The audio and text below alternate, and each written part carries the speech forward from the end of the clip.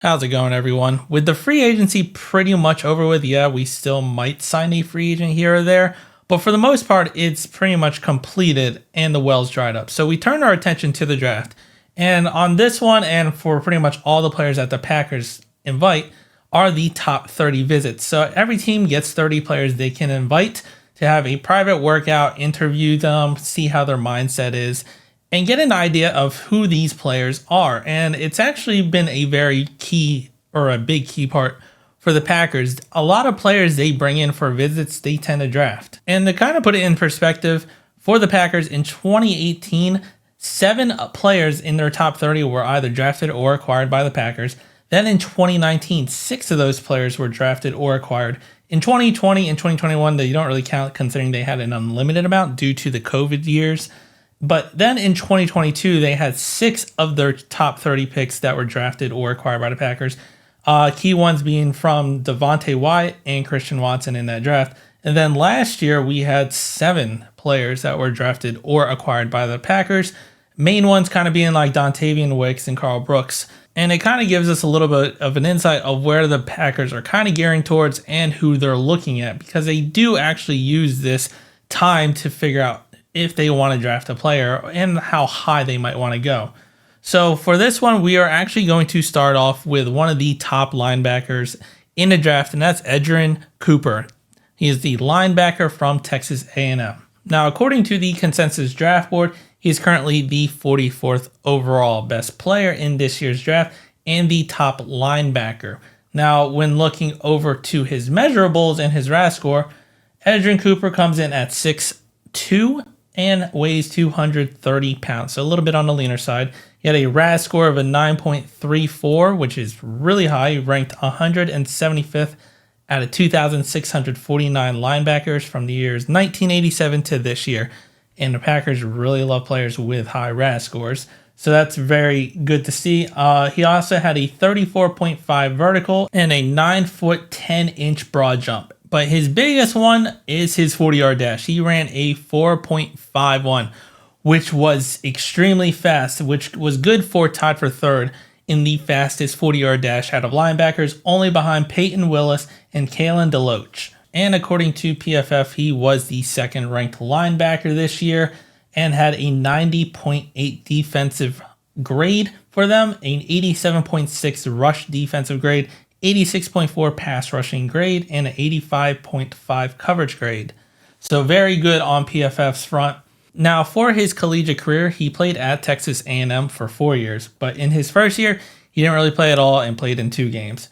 In his second year, he played in 12 games, had 58 total tackles, 5.5 tackles for loss, and a half a sack, 1 interception. So not a bad stat line in his second year. But then in his third year, he played in 11 games, had 61 total tackles, 8 tackles for a loss, and 1 interception.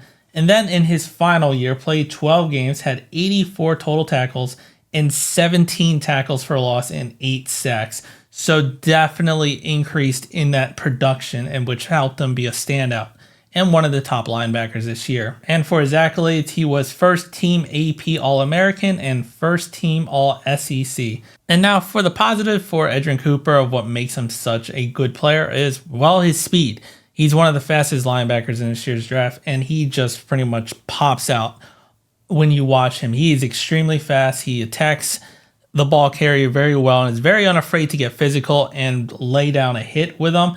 And also because of that speed, it allows him to go from sideline to sideline in an instant, and his closing speed is pretty much very fast. He's also able to QB spy against the very more mobile quarterbacks and kind of mirror their running ability, so he mitigates any type of long gains that a quarterback who is very athletic could get against a non-athletic linebacker. And also with that speed, he's able to play man coverage pretty well, and pretty much won't get beat in deep coverage when covering a tight end or a running back on the deeper routes, which is very good, and pretty much can travel sideline to sideline with them. So he won't get beat in that front. And also when tackling, he does wrap up tackle and has very long arms to help him tackle and reach for offenders. So he has that going for him. But as for the negatives, because he's so fast, he tends to just go very fast downhill and can whiff a lot. And that's going to have to be coached out of him. Because yes, he's pretty much going to a point. So against more of the shiftier players, he could be easily juked out and whiff. He only had 11 total missed tackles, but could have had a lot more if they included the whiffs. Also, he's very lean. Very, very lean. He's 230 pounds, which actually might be fine in today's NFL. And for the Packers, it might not be too much of a problem, but if he's tasked to pretty much head straight into the offensive line, he could easily be pushed aside. So he will have to gain some mass.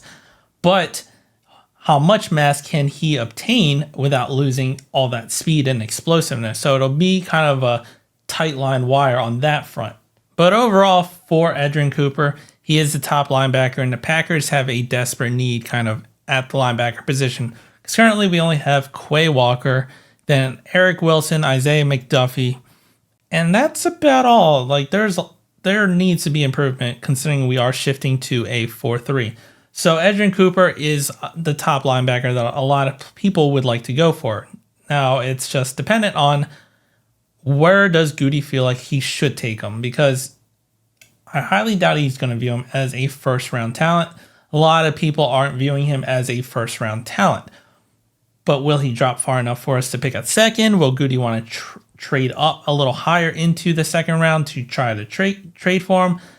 That remains to be seen. But Goody definitely has a lot of interest. He's been visiting with him at the Combine, in the Pro Day, seeing a lot of him, and has invited him to a top 30 visit.